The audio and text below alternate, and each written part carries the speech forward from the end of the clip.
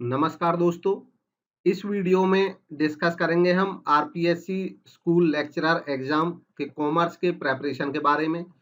और ये इस सीरीज की सेकंड क्लास है, सेकंड पार्ट है ये फास्ट रिवीजन क्लास कॉमर्स का। सिलेबस वाइज टॉपिक्स हैं इसमें जिनको हम डिस्कस करेंगे, और आज के क्लास में जो टॉपिक्स हैं वो ग्रेजुएशन से रिलेटेड टॉपिक्स हैं। आरपीएससी के सिलेबस में जो सजेस्टेड टॉपिक्स हैं ग्रेजुएशन लेवल के, वो सारे इस वीडियो में शामिल होंगे। और हम क्योंकि फास्ट स्टडी करेंगे, इसलिए जो मेजर टॉपिक्स हैं उनको डिस्कस करते हुए आगे चलेंगे। साथ ही साथ इसके जो पीडीएफ नोट्स होंगे वो भी मैं प्रोवाइड कराऊंगा। जैसे पिछले जो पार्ट 1 के पीडीएफ नोट्स थे वो भी मैंने प्रोवाइड कराए थे। कुछ लोग कमेंट्स के माध्यम से पूछ रहे थे कहाँ से मिलेंगे नोट्स।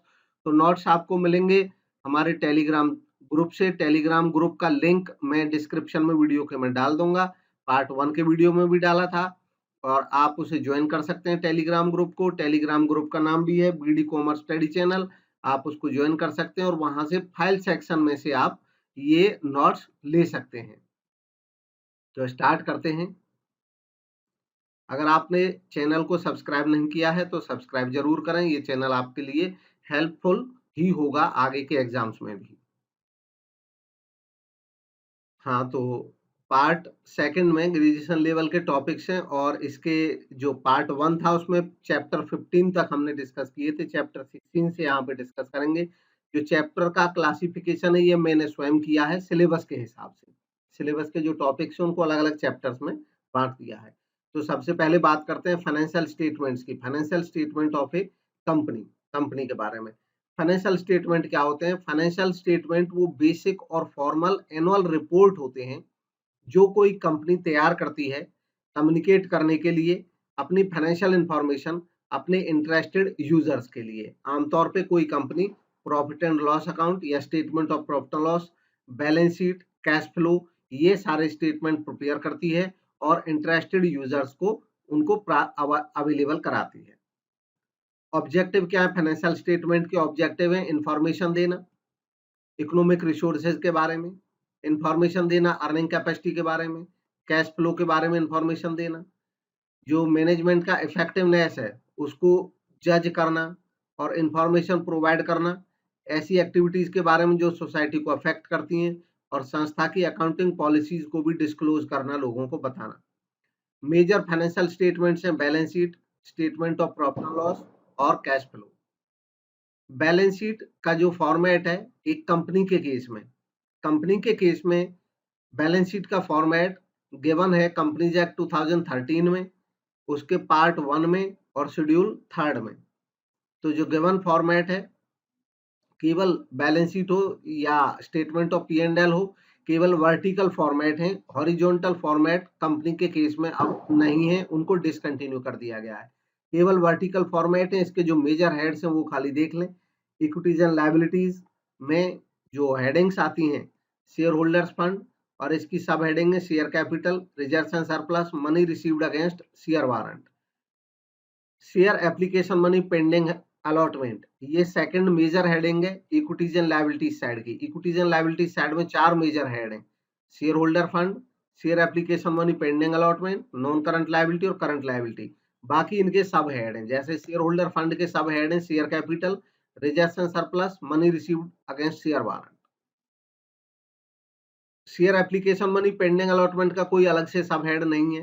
नॉन करंट लायबिलिटीज के सब हेड्स हैं long term borrowing, deferred tax liability, other long term liability, long term provision. Current liabilities के सब हेड हैं short term borrowing, trade payable, other current liability, short term provision. Asset side, asset part जो है balance sheet का, अब side ना होकर के वर्टिकल फॉर्म में पार्ट बोला जाता है। इक्विटीज एंड लायबिलिटीज पार्ट पहला पार्ट है बैलेंस शीट का, दूसरा पार्ट है एसेट पार्ट।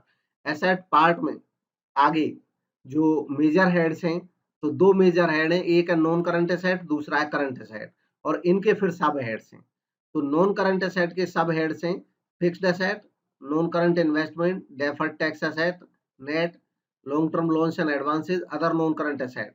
और जो फिक्स्ड एसेट सब हेड है उसके आगे फिर से सब हेड्स हैं फिक्स्ड एसेट्स के, tangible asset, intangible asset, capital work in progress और इंटेंजिबल एसेट अंडर डेवलपमेंट। इसके बाद करंट एसेट्स के आगे सब हेड्स हैं inventory, trade receivable, cash and cash equivalent, short term loans and advances, other current assets. Format of statement of P&L। अब जैसे balance sheet का फॉर्मेट है वैसे ही कंपनीज के केस में कंपनीज एक्ट में उसके पार्ट 2 में शेड्यूल 3 में दिया हुआ है। शेड्यूल 3 के पार्ट 2 में शेड्यूल 3 के पार्ट 1 में बैलेंस शीट और शेड्यूल 3 के पार्ट 2 में स्टेटमेंट ऑफ P&L का फॉर्मेट है। ये भी वर्टिकल फॉर्मेट में है और इस तरीके से है। सबसे पहले इसकी मेजर हेड है रेवेन्यू फ्रॉम ऑपरेशन, यानी कि जो मेन रेवेन्यू है, अगर कोई संस्था सेल करती है तो सेल से जो पैसा मिलता है, अगर कोई सर्विस प्रोवाइड करती है तो सर्विसेज से जो रेंडर आता है पैसा, सर्विस रेंडर करने से जो पैसा आता है वो रेवेन्यू फ्रॉम ऑपरेशन। इसके अलावा अदर कोई अगर इनकम है तो जोड़ दिया जाता है, टोटल रेवेन्यू आ जाएगी। फिर एक्सपेंसेस लेस किए जाते हैं। एक्सपेंसेस में cost of material consume, purchase of stock in trade, change in inventories of finished goods, work in progress and stock in trade. फिर employ benefit expenses, finance cost, depreciation and amortization expense और other expenses. Total expenses आ जाएंगे और इन सबको less कर दिया जाएगा। इसके बाद हमारे पास आएगा profit before exceptional and extra ordinary item and tax. इसके बाद इसमें से हम लेस करेंगे एक्सेप्शनल आइटम, तो प्रॉफिट आ जाएगा before extra ordinary item and tax.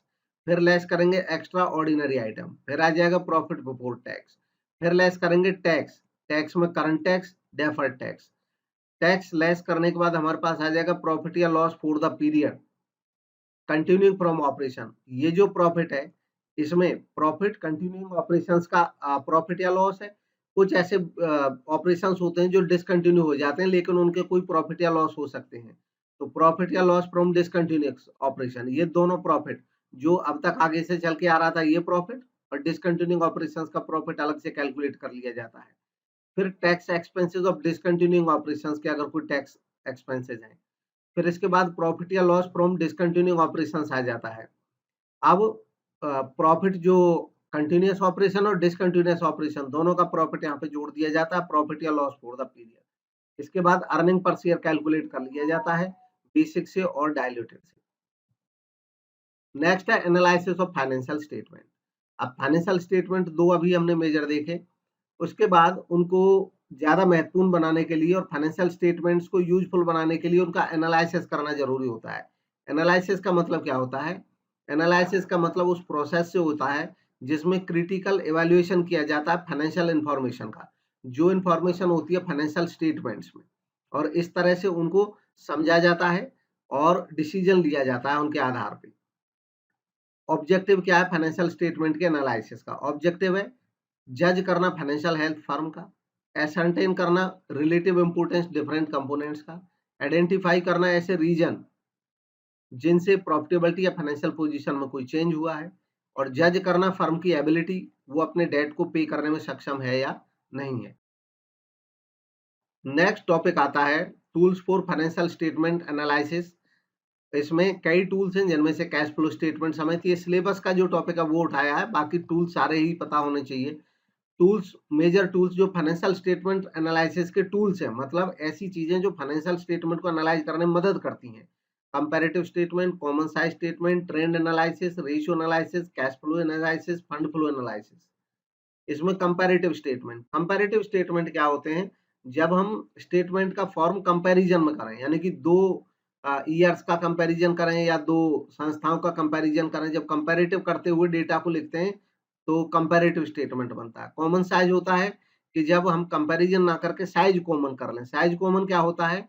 इसमें 100 बेस मान लिया जाता है टोटल को, और सारी फिगर्स उसके आधार पर एडजस्ट की जाती हैं। जैसे कंपैरेटिव इनकम स्टेटमेंट यहाँ पे देखें, इससे आइडिया हो जाएगा कंपैरेटिव स्टेटमेंट कैसे बनता है। कंपैरेटिव इनकम स्टेटमेंट भी बन सकता है, बैलेंस शीट भी बन सकती है। तरीका क्या है?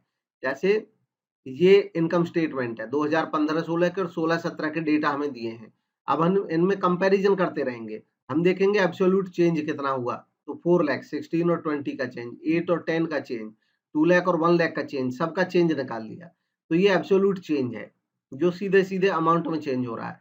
फिर परसेंटेज चेंज निकाला जाता है। परसेंटेज चेंज निकालने का तरीका है, जो एब्सोल्यूट चेंज हुआ है वो अपॉन बेस ईयर की फिगर, जैसे 16 लाख, 4 लाख अपॉन 16 लाख इंटू 100, 25% आ जाएगा। 2 लाख अपॉन 8 लाख, तो जो चेंज है अपॉन बेस ईयर का figure, change upon base year का फिगर, इस तरह परसेंटेज चेंज आ जाता है। ये तो कंपैरेटिव इनकम स्टेटमेंट है। कॉमन साइज स्टेटमेंट क्या होता है? उसमें साइज कॉमन कर लिया जाता है सारे डेटा का। जैसे यहाँ पे ये डेटा दिया है हमें बहुत सारा 15, 16, 16, 17 का। हमें इनका कॉमन साइज करना है तो क्या करेंगे, जो रेवेन्यू फ्रॉम ऑपरेशन है उसको 100 मान लेंगे दोनों ही केस में। अब हर एक अमाउंट का साइज कॉमन करेंगे। जैसे 25 लाख 18 लाख था तो दोनों एब्सोल्यूट अमाउंट तो अलग अलग दिख रही थी, बट इनका जब परसेंटेज चलाएंगे तो रिजल्ट हमें सही दिखाई देगा। परसेंटेज कैसे बनाते हैं, जैसे 100 इसका बेस मान लिया और इसका भी 100 बेस मान लिया, 15 16 का भी 16 17 का भी। अब जब 15 16 के डेटा का हम परसेंटेज बदलेंगे तो कैसे होगा, 12 lakh upon 25 lakh into 100, 13 lakh upon 25 lakh into 100, तो ये आएगा हमारे पास 52, 48, 120 अपॉन 25 इंटू 100, ये आएगा 80। तो ऐसे इनके सारी परसेंटेज 15 16 की निकल आएगी लास्ट तक। ऐसे ही 16 17 के सारे डेटा का परसेंटेज निकालेंगे।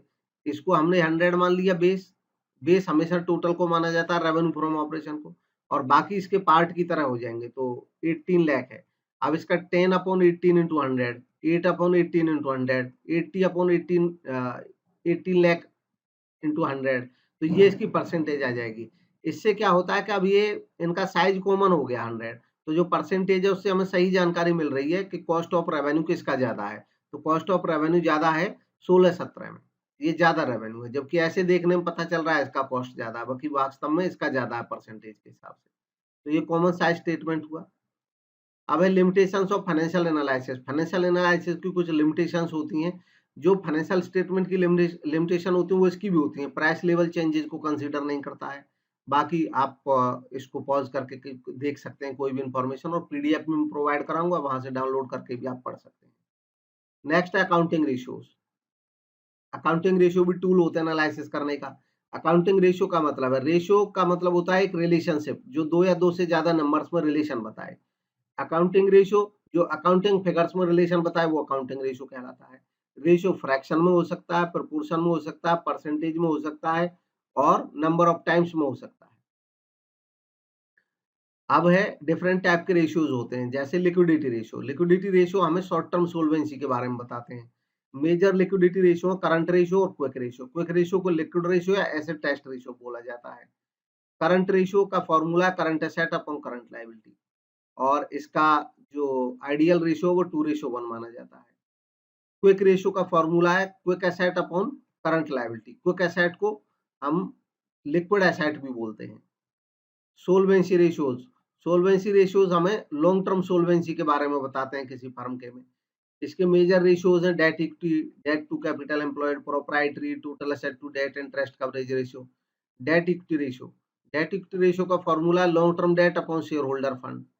Date to capital employed ratio, इसका फॉर्मूला है long term debt upon capital employed. Proprietary ratio, इसका फॉर्मूला है प्रोप्राइटर्स फंड या share holders fund upon capital employed. Total asset to debt ratio, इसमें लिखते हैं total asset upon long term debt. Debt मतलब long term debt होता है। फिर interest coverage ratio. Interest coverage ratio का formula net profit before interest and tax upon interest on long term debt. फिर है एक्टिविटी या टर्नओवर रेशियोज। ये हमें किसी संस्था के परफॉर्मेंस के बारे में बताते हैं, मैनेजमेंट की परफॉर्मेंस कैसी है इसके बारे में। इसमें inventory turnover, trade receivable turnover, trade payable turnover, investment turnover, fixed asset turnover, working capital turnover. अब है इन्वेंट्री टर्नओवर रेशियो। तो इन्वेंट्री टर्नओवर रेशियो का फॉर्मूला है cost of revenue from operations upon average inventory. Trade receivable turnover ratio, इसका formula है net credit revenue from operation upon average trade receivable. और average trade receivable निकालने का तरीका opening trade receivable plus closing trade receivable divided by 2। Next है average collection period. Average collection period निकालने का formula है नंबर ऑफ डेज और months in a year. एक साल में अगर हमें दिन में निकालना है आंसर तो डेज रखेंगे नंबर ऑफ डेज, अगर मंथ में निकालना है तो number of month in a year upon trade receivable turnover ratio यहाँ पे रख देंगे। नेक्स्ट है ट्रेड पेबल टर्नओवर रेशियो। तो trade payable turnover ratio net credit purchase upon average trade payable. Average trade payable opening trade payable plus closing trade payable divided by 2। और trade payable क्या होते हैं, क्रेडिटर्स प्लस बीपी दोनों में ला करके। अब है एवरेज पेमेंट पीरियड। तो फॉर्मूला होगा नंबर ऑफ डेज और month in a year upon trade payable turnover ratio. Next है नेट एसेट और कैपिटल एम्प्लॉयड टर्नओवर रेशियो। तो फॉर्मूला होगा revenue from operation upon capital employed. Next fixed asset turnover ratio. Formula होगा net revenue from operation upon net fixed asset. Then working capital turnover ratio, तो net revenue from operation upon working capital. इसके बाद आते हैं profitability ratios. Profitability ratios किसी firm की earning capacity के बारे में बताते हैं। इसमें gross profit ratio, operating profit ratio, net profit ratio, return on investment ratio, return on net worth, earning per share, book value पर share, dividend pay out ratio और प्राइस अर्निंग रेशियो, ये major ratios हैं। जिसमें gross profit ratio, gross profit upon net revenue from operation into 100। Operating ratio होता है cost of revenue from operation plus operating expenses upon net revenue from operation into 100। इसको cost of revenue from operation और operating expenses को मिलाकर के बोलते हैं operating cost. तो ऐसे भी लिख सकते हैं operating cost upon net revenue from operation into 100। Then operating profit ratio, operating profit ratio होगा 100 माइनस ऑपरेटिंग रेशियो। अगर 100 में से ऑपरेटिंग रेशियो घटा देंगे तो ऑपरेटिंग प्रॉफिट रेशियो आ जाएगा। इसके अलावा ऑपरेटिंग प्रॉफिट रेशियो निकाल सकते हैं operating profit upon revenue from operation into 100। Operating profit होता है revenue from operation minus operating cost. अब नेट प्रॉफिट रेशियो, तो net profit upon revenue from operation into 100। Generally net profit जब बोला जाता है तो इसका मतलब नेट प्रॉफिट आफ्टर टैक्स से होता है। Next return on capital employed या return on investment. Formula profit before interest and tax upon capital employed into 100। Next return on share holders fund और रिटर्न ऑन नेट वर्थ, तो formula है profit after tax upon share holder fund into 100। Next return on assets, तो net profit upon total asset into 100। Next earning per share EPS, तो profit available जो भी होगा equity share holders के लिए, मतलब टैक्स काटने के बाद, प्रेफरेंस डिविडेंड घटाने के बाद, उस प्रॉफिट को डिवाइड करते हैं नंबर ऑफ इक्विटी शेयर से, ईपीएस आ जाएगा। बुक वैल्यू पर शेयर होगी equity share holder fund divided by number of equity shares. Next है डिविडेंड पे आउट रेशियो, इसको खाली पे आउट रेशियो बोल देते हैं। डिविडेंड पे आउट रेशियो का मतलब है जो प्रॉफिट है उसमें से पे कितना करेंगे डिविडेंड के तौर पे, तो dividend per share upon earning per share into 100। Next है प्राइस अर्निंग रेशियो, ये रेशियो निकाला जाता है market price of share upon earning per share.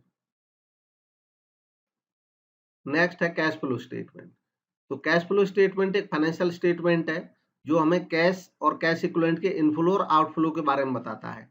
ये प्रिपेयर किया जाता है अकाउंटिंग स्टैंडर्ड 3 रिवाइज्ड के अकॉर्डिंग, AS 3 रिवाइज्ड के अकॉर्डिंग।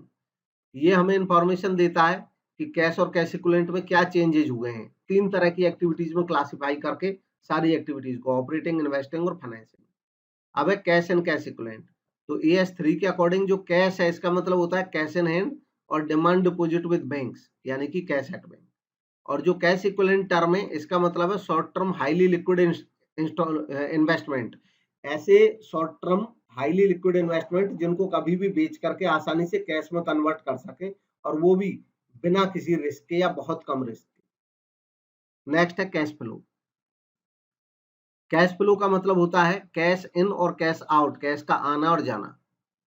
रिसीप्ट ऑफ कैश, जब हमें कैश रिसीव होगा किसी नॉन कैश आइटम से, यानी कि हम कोई फिक्स्ड आइटम बेच दें, कैश मिल जाए, तो वो कैश इनफ्लो है। और जब कैश पेमेंट होगा तो कैश आउटफ्लो होगा। कैश मैनेजमेंट में इंक्लूड है investment of access cash in cash and cash equivalent.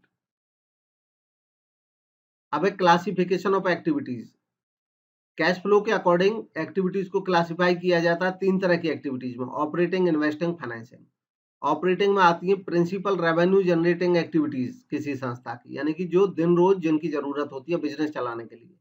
Investing activities में आते हैं लॉन्ग टर्म एसेट और लॉन्ग टर्म इन्वेस्टमेंट, उनका खरीदना और बेचना दोनों इन्वेस्टिंग में आता है। फाइनेंसिंग एक्टिविटीज में संस्था का फाइनेंस अरेंज करना अपना, शेयर से, डिवेंचर से, लोन से, ये सब आता है। नेक्स्ट है fund flow statement. Fund flow statement भी कैश फ्लो स्टेटमेंट की तरह एक स्टेटमेंट है, बस इसमें चेंज इन वर्किंग कैपिटल को देखा जाता है।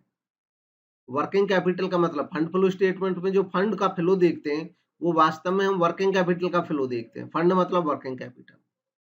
इसको अलग अलग नामों से भी जाना जाता है फंड फ्लो स्टेटमेंट को। Statement of sources and application of fund, summary of financial operations, funds generated and expended, where got and where gone statement, statement of changes in working capital, इतने सारे नामों से इसको जाना जाता है।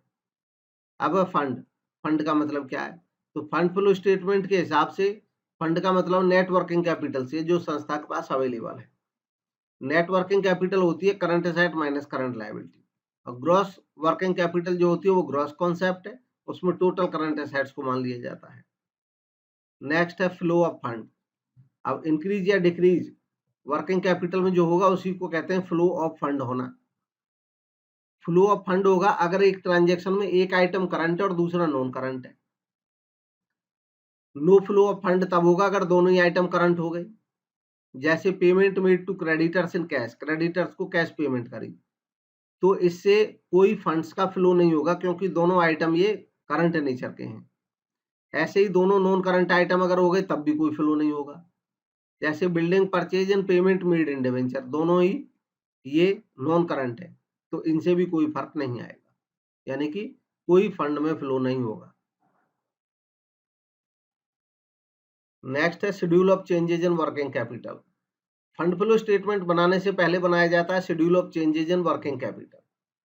इसको प्रिपेयर किया जा सकता है करंट एसेट और करंट लायबिलिटीज लेकर के 2 पीरियड के। इसके रूल बड़े सिंपल होते हैं। अगर कोई इंक्रीज हो रहा है करंट एसेट में तो इसका मतलब इंक्रीज होगा वर्किंग कैपिटल। अगर करंट एसेट डिक्रीज हो रही है तो इसका मतलब डिक्रीज होगा working capital. Current liability increase हो रही है तो डिक्रीज होगा वर्किंग कैपिटल, और करंट लायबिलिटी डिक्रीज हो रही है तो इंक्रीज होगा वर्किंग कैपिटल। इस तरीके से फॉर्मेट है schedule of of changes in working capital. इसमें प्रीवियस ईयर और करंट ईयर इंक्रीज और डिक्रीज, करंट एसेट्स लिख दी जाती हैं दोनों साल की। अब वो अगर इंक्रीज हो रही है करंट एसेट तो फंड इंक्रीज माना जाता है। इसी तरीके से करंट लायबिलिटी अगर इंक्रीज हो रही है तो करंट लायबिलिटी के इंक्रीज को डिक्रीज माना जाता है, और इस हिसाब से नेट इंक्रीज या डिक्रीज निकल आएगा वर्किंग कैपिटल का। अब है फंड फ्लो स्टेटमेंट प्रेपरेशन करना। तो फंड फ्लो स्टेटमेंट का तरीका है sources of fund, application of fund. ये वो आइटम है जो सोर्स बनते हैं फंड्स का, जिनसे सोर्स मिलता है। ये वो आइटम है जिनमें फंड जो है वो यूज हो जाता है। नेक्स्ट है cost accounting, meaning, definition, elements, material, labour, overhead. तो कॉस्ट अकाउंटिंग, अब कॉस्ट अकाउंटिंग क्या है? कॉस्ट अकाउंटिंग है वो प्रोसेस है जिसमें रिकॉर्ड करते हैं, क्लासिफाई करते हैं और एनालाइज करते हैं प्रोडक्ट या सर्विसेज की कॉस्ट को। ये हमें हेल्प करता है प्रेजेंटेशन में सूटेबली अरेंज डेटा को कंट्रोल या गाइडेंस ऑफ मैनेजमेंट के लिए। कॉस्टिंग, कॉस्टिंग वर्ड एक टेक्निक है जिसमें एसरटेन किया जाता है कॉस्ट को। उस टेक्निक या प्रोसेस को कॉस्टिंग बोलते हैं। कॉस्ट अकाउंटेंसी एक नॉलेज है, एक ब्रांच है अलग से, जिसमें हम प्रिंसिपल्स पढ़ते हैं अकाउंटिंग के। नेक्स्ट है major objectives of cost accounting. Cost accounting के मेजर ऑब्जेक्टिव, तो कॉस्ट एसरटेन करना, सेलिंग प्राइस डिटरमाइन करना और कंट्रोल करना एफिशिएंसी, मटेरियल, लेबर और ओवरहेड में, डिटरमाइन करना value of closing inventory, provide करना बेस ऑपरेटिंग पॉलिसीज और डिसीजंस का, अचीव करना रियल और परमानेंट रिडक्शन कॉस्ट में। तो ये कॉस्ट अकाउंटिंग के मेजर ऑब्जेक्टिव है। अब है कॉस्ट। कॉस्ट है क्या? तो टोटल ऑफ ऑल एक्सपेंसेस, जितने भी खर्च किए जाएं for the production of goods और रेंडरिंग सर्विसेज, वो सब मिला के कॉस्ट कहलाते हैं। अब है कॉस्ट के एलिमेंट, कॉस्ट के कौन कौन से एलिमेंट हैं? तो कॉस्ट के एलिमेंट है मटेरियल, लेबर और एक्सपेंसेस, यानी कि कोई भी कॉस्ट इन चीजों से मिलकर बनती है। मटेरियल डायरेक्ट हो सकता है, इनडायरेक्ट हो सकता है, लेबर डायरेक्ट इनडायरेक्ट हो सकती है, एक्सपेंसेस भी डायरेक्ट इनडायरेक्ट हो सकते हैं। प्राइम कॉस्ट, प्राइम कॉस्ट कहा जाता है direct material plus direct labour plus direct expenses, जिनको जोड़ दिया जाते हैं प्राइम कॉस्ट कहलाता है। ओवरहेड्स का मतलब है ऊपरी व्यय बोलते हैं हिंदी में इनको। इनडायरेक्ट मटेरियल, इनडायरेक्ट लेबर और इनडायरेक्ट एक्सपेंसेस, इनको जोड़ दिया जाए तो ओवरहेड आ जाता है। डायरेक्ट मटेरियल्स, ऐसे मटेरियल को डायरेक्ट मटेरियल कहा जाता है जिनको आइडेंटिफाई कर सकते हैं किसी प्रोडक्ट में और आसानी से मेजर कर सकते हैं, ये चेक कर सकते हैं कि किसी पर्टिकुलर प्रोडक्ट में उनका कितना यूज हुआ है। इनडायरेक्ट मटेरियल, इनडायरेक्ट मटेरियल ऐसे मटेरियल को कहा जाता है जिनको नॉर्मली हम एक फिनिश्ड प्रोडक्ट के पार्ट के फॉर्म में आइडेंटिफाई नहीं कर सकते हैं। नेक्स्ट है direct labour. Direct labour, labour का वो पार्ट होता है जिसको आसानी से हम आइडेंटिफाई कर सकते हैं कि किसी एक पर्टिकुलर जॉब में, प्रोडक्ट में या प्रोसेस में कितना यूज हुआ है उसका। इनडायरेक्ट लेबर, लेबर का वो पार्ट जिसको हम डायरेक्टली किसी एक कॉस्ट ऑब्जेक्ट के साथ नहीं जोड़ सकते हैं, बल्कि बहुत सारे पे मिल करके लगा हो, जिसको आइडेंटिफाई करना मुश्किल हो कि किस पे कितना लेबर लगा है। डायरेक्ट एक्सपेंसेस, उसी तरीके से एक्सपेंसेस जो भी होंगे प्रोडक्ट के एक्सपेंसेस, कॉस्ट अकाउंटिंग के केस में मटेरियल और लेबर को छोड़ करके अन्य जितने भी एक्सपेंस होते हैं उनको एक्सपेंस बोला जाता है। तो जो डायरेक्ट एक्सपेंसेस हैं वो ऐसे एक्सपेंसेस होते हैं जो रिलेट होते हैं सीधे सीधे किसी प्रोडक्ट से, और उनको आइडेंटिफाई कर सकते हैं कि उस पर्टिकुलर ऑब्जेक्ट में कितना यूज हुआ है उस पर्टिकुलर एक्सपेंस का। कॉस्ट ऑब्जेक्ट, कॉस्ट ऑब्जेक्ट क्या होता है? कॉस्ट ऑब्जेक्ट का मतलब होता है ऐसे प्रोडक्ट से या सर्विस से या प्रोजेक्ट से जिसके बारे में हम कॉस्ट की कैलकुलेशन कर रहे हैं। एक ब्रॉडर लेवल पे अगर देखें तो कॉस्ट ऑब्जेक्ट जो है उसको एक कॉस्ट सेंटर भी बोला जा सकता है, और नैरो लेवल पे अगर देखें तो कॉस्ट ऑब्जेक्ट एक कॉस्ट यूनिट भी हो सकता है। जैसे चेयर अगर बना रहे हैं तो एक चेयर की अगर हम कॉस्ट निकालेंगे तो वो कॉस्ट मतलब उसका कॉस्ट ऑब्जेक्ट बोलेंगे उस चेयर को। नेक्स्ट है कॉस्ट सेंटर। कॉस्ट सेंटर किसी लोकेशन को या पर्सन को या किसी आइटम को बोल सकते हैं जिसके रेफरेंस में, जिसके संदर्भ में हम कॉस्ट एसरटेन कर रहे हैं। कॉस्ट यूनिट, कॉस्ट यूनिट किसी प्रोडक्ट की एक यूनिट होती है, सर्विस की एक यूनिट होती है जिसकी कॉस्ट एसरटेन की जा रही होती है। कॉस्ट एलोकेशन, ये एक प्रोसेस होता है जिसके माध्यम से हम आइटम की कॉस्ट आइडेंटिफाई करते हैं डायरेक्टली किसी प्रोडक्ट से या डिपार्टमेंट से कितनी लगी हुई है, और चार्ज करते हैं स्पेसिफिक कॉस्ट सेंटर को। इसको कॉस्ट एलोकेशन कहते हैं, मतलब जिसको हम आइडेंटिफाई कर पाए कि ये इतनी कॉस्ट इस पर्टिकुलर डिपार्टमेंट से है या प्रोडक्ट से रिलेटेड है। कॉस्ट अपॉर्शनमेंट, ये तब यूज किया जाता है जब हम डायरेक्टली डायरेक्टली चार्ज नहीं कर पा रहे हैं किसी पर्टिकुलर डिपार्टमेंट की कॉस्ट कि भाई इस डिपार्टमेंट से रिलेटेड है ये कॉस्ट। जब हम सीधे सीधे या किसी पर्टिकुलर प्रोसेस से सीधे सीधे उसको एक्यूरेटली आइडेंटिफाई नहीं कर पा रहे हैं, तो उसके बाद उसको प्रोराटा यानी कि उसको आनुपातिक तौर पे कई सारे कॉस्ट सेंटर्स में बांट दिया जाता है। उसको अपॉर्शनमेंट कहते हैं। अब है क्लासिफिकेशन ऑफ कॉस्ट। तो जो कॉस्ट के आइटम्स हैं उनको इस तरीके से अरेंज करना लॉजिकल ग्रुप्स में कि अलग-अलग नेचर के हिसाब से उनको हम अलग-अलग खर्चे नाम दे सकें। तो classification of cost. Conversion cost, conversion cost होता है कि जब हम रॉ मटेरियल को कन्वर्ट करते हैं फिनिश्ड गुड्स में, तो ऐसे केस में जो डायरेक्ट वेजेज, डायरेक्ट एक्सपेंस और जो ओवरहेड कॉस्ट लगेगी कन्वर्ट करने में, उसको कन्वर्जन कॉस्ट कहते हैं। मैन्युफैक्चरिंग कॉस्ट, मैन्युफैक्चरिंग कॉस्ट का मतलब है कि किसी प्रोडक्ट को मैन्युफैक्चर करने में जो भी कॉस्ट इन्वॉल्व होगी। एडमिनिस्ट्रेशन कॉस्ट, जो जनरल मैनेजमेंट की एक्टिविटीज में जो खर्च हो जाएगा उसको एडमिनिस्ट्रेशन कॉस्ट कहा जाता है। सेलिंग एंड डिस्ट्रीब्यूशन कॉस्ट, ये दो तरह की कॉस्ट शामिल रहती हैं, सेलिंग कॉस्ट और डिस्ट्रीब्यूशन। सेलिंग कॉस्ट में वो कॉस्ट आती हैं जो प्रोडक्ट के या सर्विस के सेल करने से रिलेटेड है, और डिस्ट्रीब्यूशन कॉस्ट में वो कॉस्ट आती हैं जो किसी प्रोडक्ट को जहां वो प्रोडक्ट हो रहा है वहां से लेकर उसको अल्टीमेट अल्टीमेट कंज्यूमर तक रीच करने में, पहुंचाने में जो भी खर्च आता है वो डिस्ट्रीब्यूशन कॉस्ट। नेक्स्ट है फिक्स्ड कॉस्ट। फिक्स्ड कॉस्ट वो कॉस्ट होती है जो वेरी नहीं करती है वॉल्यूम एक्टिविटी का चेंज होने पे। किसी एक्टिविटी का वॉल्यूम जब चेंज होता है तो उसके हिसाब से कॉस्ट अगर चेंज नहीं होती है तो वो फिक्स्ड कॉस्ट होती है। फिक्स्ड कॉस्ट को पीरियड कॉस्ट भी कहा जाता है। नेक्स्ट है वेरिएबल कॉस्ट। वेरिएबल कॉस्ट वो होती है जो एक्टिविटी के वॉल्यूम के साथ वेरी करती जाती है। हम ज्यादा सामान बनाएंगे ज्यादा कॉस्ट लगेगी, कम बनाएंगे कम लगेगी, ऐसी कॉस्ट वेरिएबल है। Semi variable, semi variable cost वो होती है जिसमें एक अंश फिक्स्ड कॉस्ट और दूसरा वेरिएबल, यानी कि कुछ वो फिक्स रहता है कुछ पार्ट उसका और कुछ वेरिएबल रहता है, तो semi variable. Marginal cost, marginal cost होता है कि जब वॉल्यूम हम किसी आउटपुट का वॉल्यूम में अगर बढ़ाएंगे, बढ़ोतरी करेंगे तो उसकी कॉस्ट कितनी बढ़ रही है, ये मार्जिनल कॉस्ट है। संक कॉस्ट, कॉस्ट का वो हिस्सा जो कैपिटल एसेट को परचेज करने में लग जाता है, यानी कि फिक्स्ड चीजों पे जो खर्च हो जाता है, फिक्स्ड कॉस्ट टाइप के जो खर्चे होते हैं वो संक कॉस्ट कहलाता है। अब खास बात यह है कि किसी कैपिटल एसेट पे भी खर्च अगर हो रहा है तो केवल उसको संक कॉस्ट कहा जाता है जिसमें से हम उस इन्वेस्टमेंट को वापस नहीं निकाल सकते, यानी कि वापस निकालना मुश्किल हो, तब उसको संक कॉस्ट कहते हैं। नेक्स्ट है अपॉर्चुनिटी कॉस्ट। अपॉर्चुनिटी कॉस्ट होती है कि जो अल्टरनेटिव हम खो देते हैं, उसकी जो वैल्यू होती है उसको अपॉर्च्युनिटी कॉस्ट कहा जाता है।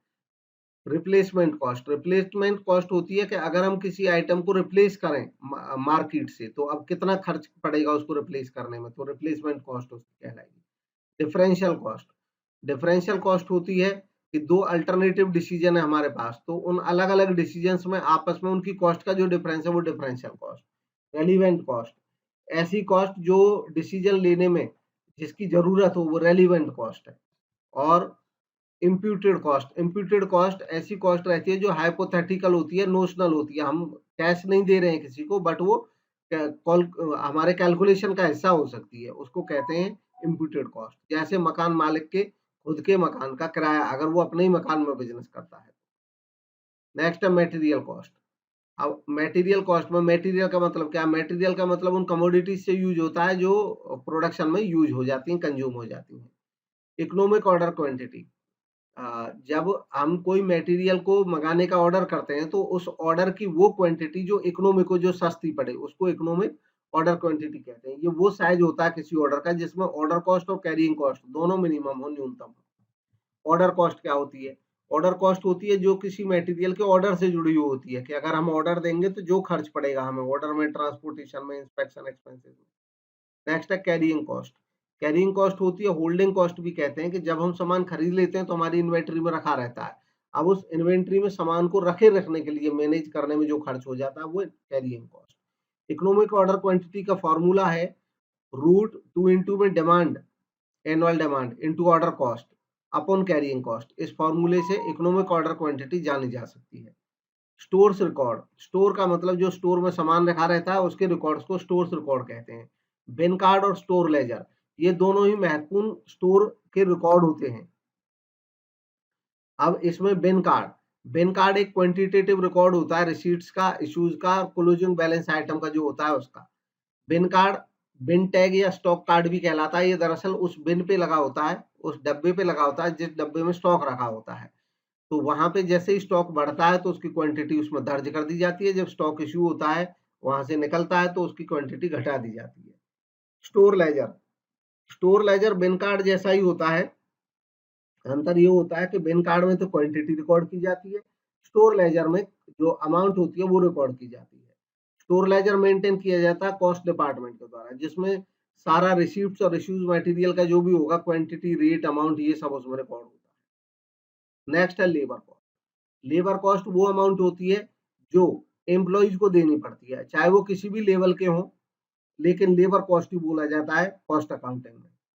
अब आइडल टाइम, इससे रिलेटेड एक टर्म है आइडल टाइम। आइडल टाइम वो टाइम होता है, वो डिफरेंस होता है टाइम के बीच में, जो हम एक्चुअल में एम्प्लॉय को पे करते हैं जितने समय के लिए, और एक्चुअल में उसका जितना समय सामान को बनाने में लगता है, मतलब कितनी देर वो काम करता है, उसका गैप, और हम उसको कितनी देर की पेमेंट कर रहे हैं, उन दोनों का जो गैप होगा वो आइडल टाइम होगा। आइडल टाइम जो कॉस्ट है वो रिप्रेजेंट करती है कि हम जो टाइम लॉस्ट हो गया हमारा, उसकी जो कॉस्ट है उसको बोलते हैं आइडल टाइम की कॉस्ट। नेक्स्ट है एक्सपेंसेस। तो कॉस्ट अकाउंटिंग में एक्सपेंसेस टर्म यूज की जाता है ऐसे एक्सपेंसेस के लिए जो मटेरियल और लेबर के अलावा अन्य चीजों में हो जाते हैं। ये भी डायरेक्ट और इनडायरेक्ट दोनों हो सकते हैं। डायरेक्ट एक्सपेंसेस ऐसे एक्सपेंसेस होते हैं जो डायरेक्टली किसी प्रोडक्ट के मैन्युफैक्चरिंग से हम अटैच कर सकते हैं। इनडायरेक्ट एक्सपेंसेस ऐसे एक्सपेंसेस होते हैं जिनको डायरेक्टली हम किसी प्रोडक्ट के साथ नहीं जोड़ सकते हैं। इनडायरेक्ट एक्सपेंसेस को कॉमन एग्जांपल हैं जैसे rent and tax, printing, stationery, power, insurance, electricity, marketing, selling expenses. अब है overhead.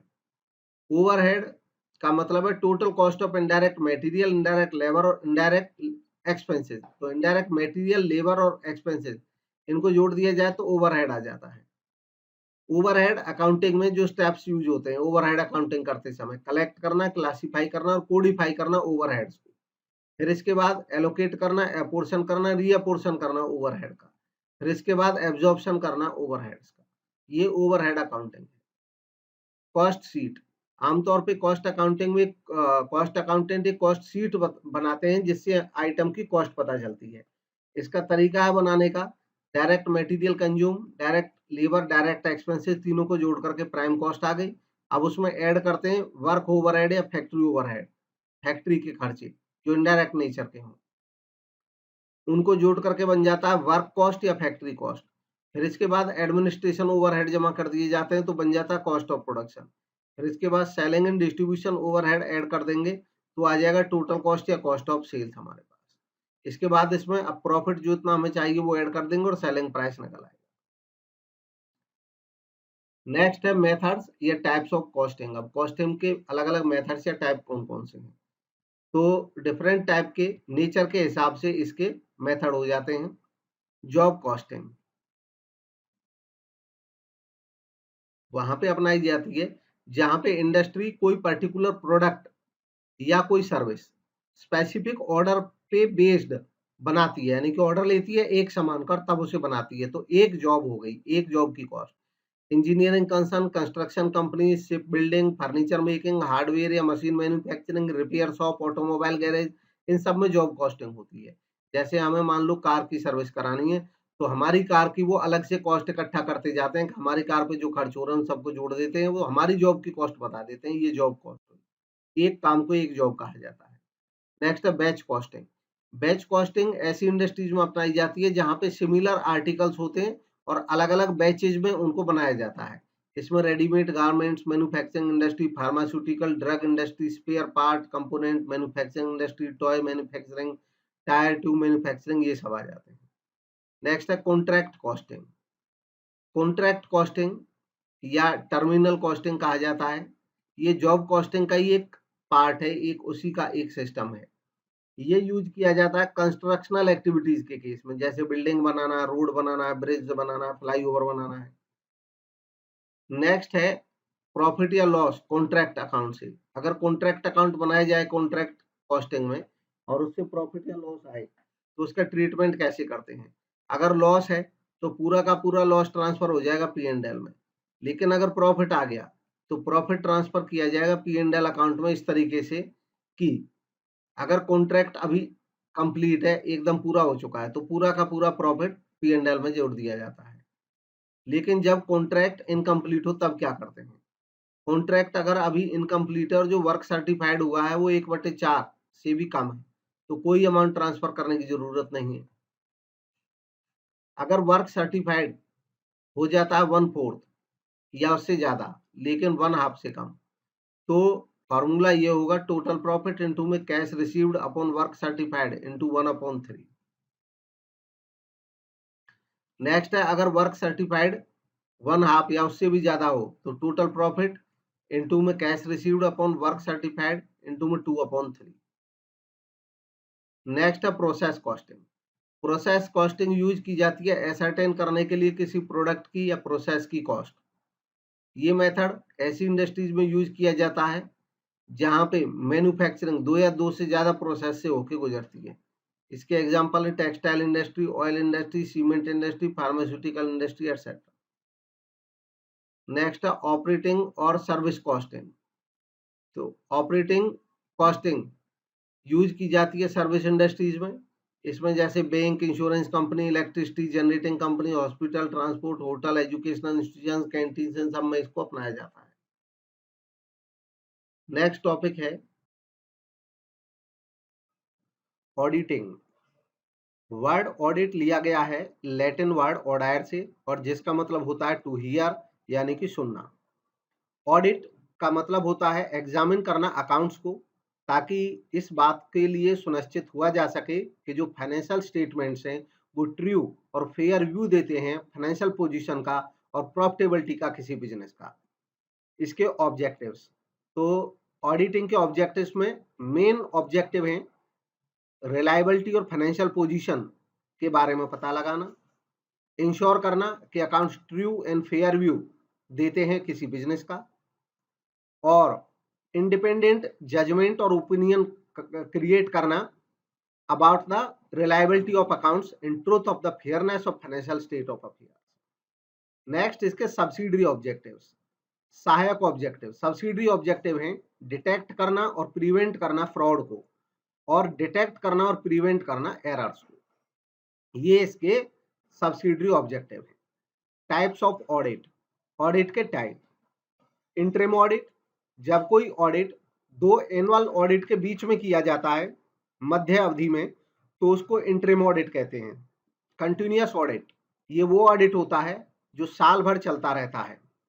Final audit, final audit वो होता है जो फाइनेंशियल ईयर समाप्त होने पर किया जाता है।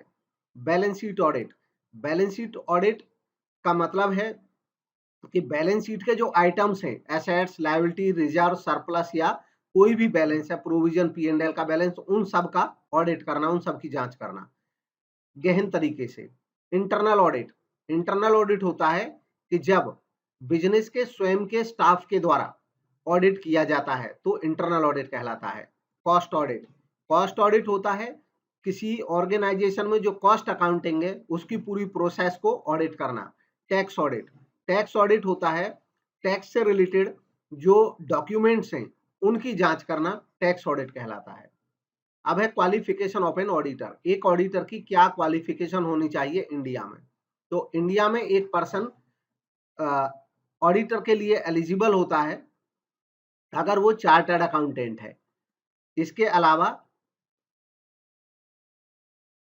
ये तो अगर कोई पर्सन ऑडिटर नियुक्त होता है तो उसके लिए है, और अगर ऑडिटर के रूप में किसी पार्टनरशिप फर्म को, चाहे वो लिमिटेड लायबिलिटी पार्टनरशिप है, अगर किसी पार्टनरशिप फर्म को नियुक्त किया जाता है तो ऐसी फर्म के केवल वही पार्टनर साइन करने के लिए अलाउड होंगे जो चार्टर्ड अकाउंटेंट है। नेक्स्ट है डिस्क्वालिफिकेशन ऑफ एन ऑडिटर। अब एक ऑडिटर की डिस्क्वालिफिकेशन मतलब ऐसे कौन से केस हैं जब एक व्यक्ति को ऑडिटर नहीं बनाया जा सकता है।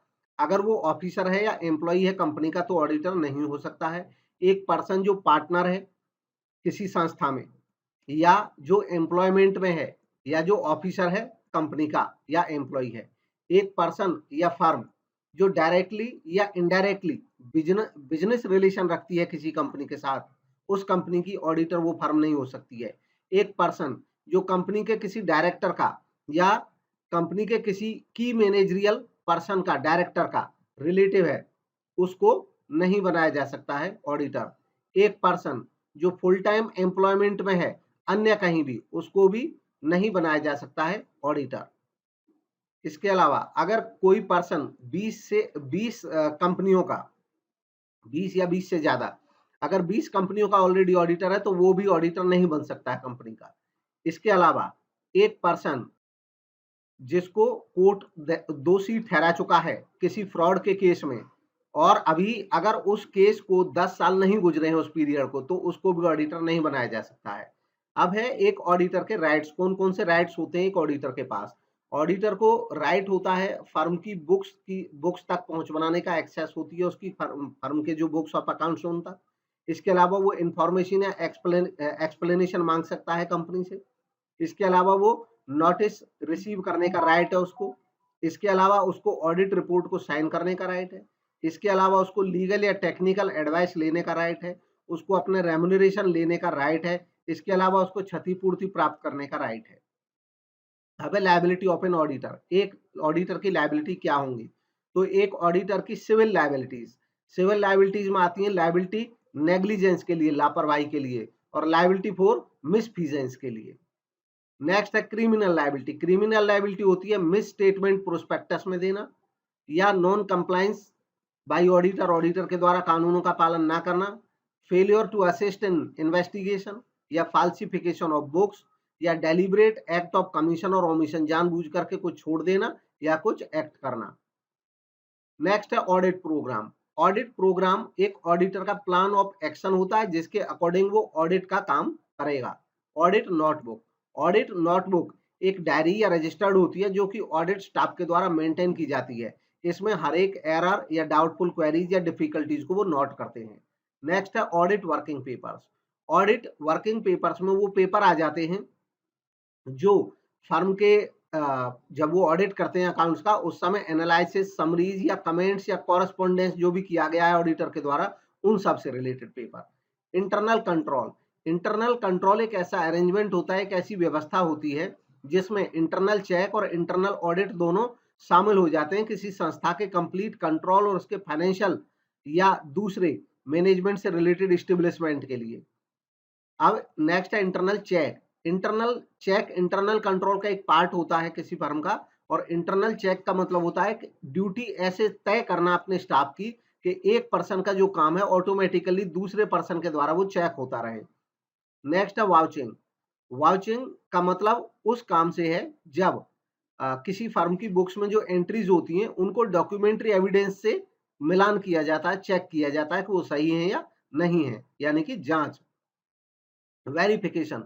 वेरिफिकेशन का मतलब होता है उस प्रोसीजर से जिसमें नॉर्मली किसी फर्म के जो उसके पास बैलेंस शीट डेट पे जो भी आइटम रहते हैं एसेट्स या लायबिलिटीज, उनकी ओनरशिप, वैल्यूएशन या एग्जिस्टेंस की जांच करना कि जो एसेट है क्या उसकी ओनरशिप कंपनी के पास है, उसकी वैल्यूएशन और उसका एग्जिस्टेंस क्या वो है वास्तव में। नेक्स्ट है वैल्यूएशन। वैल्यूएशन वो पार्ट होता है जिसमें किसी एसेट की उसके यूटिलिटी के बेस पे एग्जैक्ट वैल्यू की जांच की जाती है। नेक्स्ट है management audit. Management audit, audit का वो टाइप होता है जिसमें किसी फर्म के मैनेजमेंट के फंक्शंस की और उसके प्रोसेस की जांच की जाती है, इससे फर्म की एफिशिएंसी का पता चलता है। टैक्स ऑडिट, टैक्स से रिलेटेड ऑडिट होता है, इसमें एक फर्म के returns, invoice, debt, credit note वगैरह इन सब की जांच करना। नेक्स्ट है ऑडिट रिपोर्ट और ऑडिटर्स रिपोर्ट।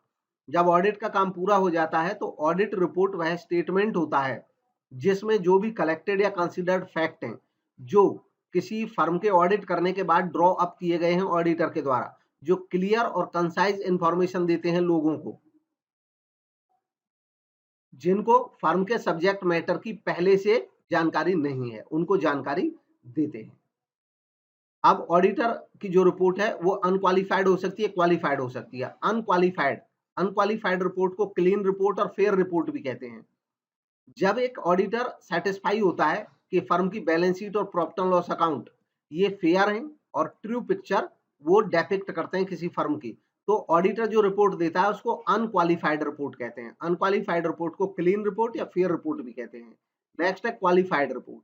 क्वालिफाइड रिपोर्ट तब कहा जाता है जब एक ऑडिटर की ओपिनियन में फर्म के जो बैलेंस शीट या प्रॉफिट एंड लॉस अकाउंट है वो फेयर व्यू नहीं दिखाते हैं, वो सही जानकारी नहीं दे रहे हो, उसको कहीं शंका होती है, तो ऐसे टाइम पे वो क्वालिफाइड रिपोर्ट जारी करता है।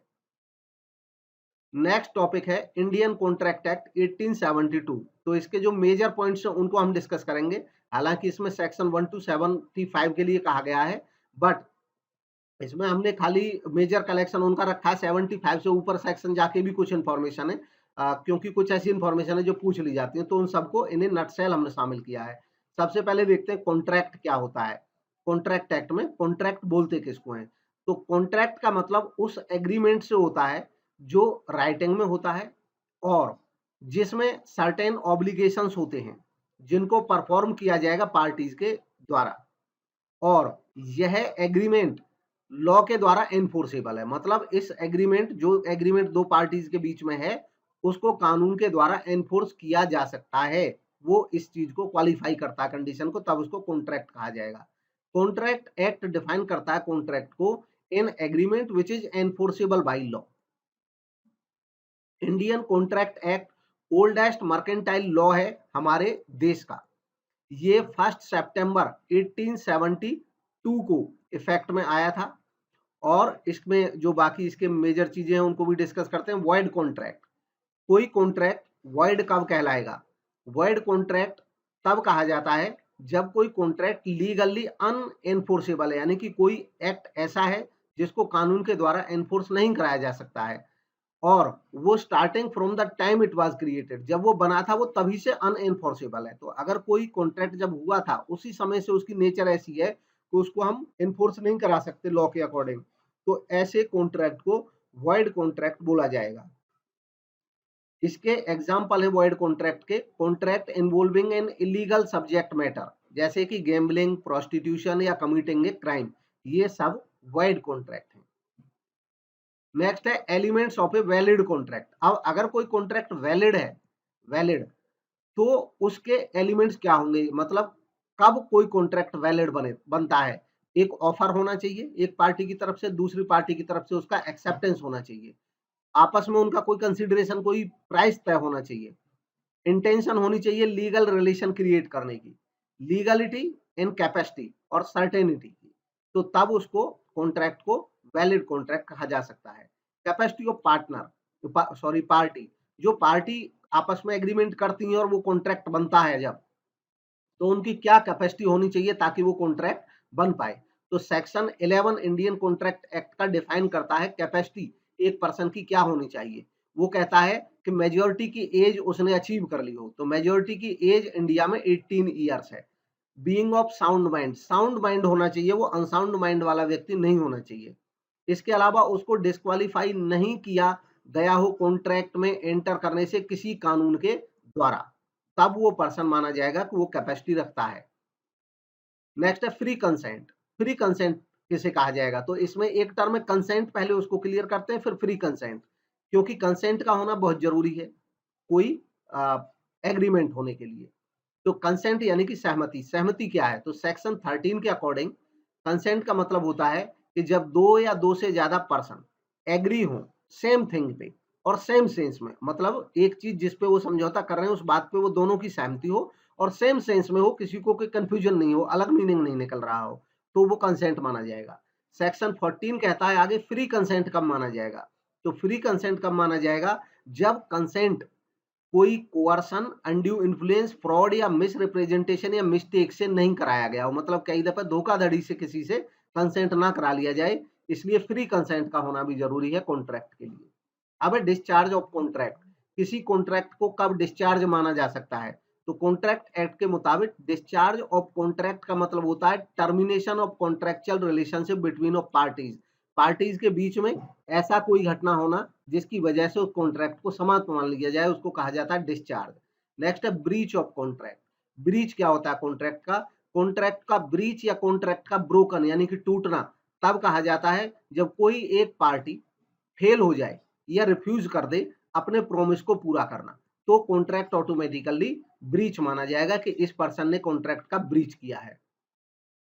Remedies against breach. अब अगर कोई पार्टी ब्रीच करती है तो रिमेडी क्या है, सबसे पहला है कि रिसेशन ऑफ कॉन्ट्रैक्ट।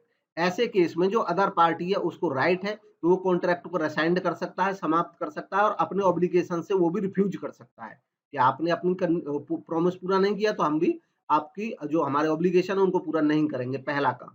दूसरा रेमेडी है स्यू फॉर डैमेजेस। अगर मान लो पार्टी को डैमेज हो गया, नुकसान हो गया है दूसरी पार्टी के मना करने की वजह से, तो उसके लिए वो स्यू कर सकता है, क्लेम कर सकता है, उससे लॉस की भरपाई के लिए केस कर सकता है उसके ऊपर। नेक्स्ट है स्यू for specific performance.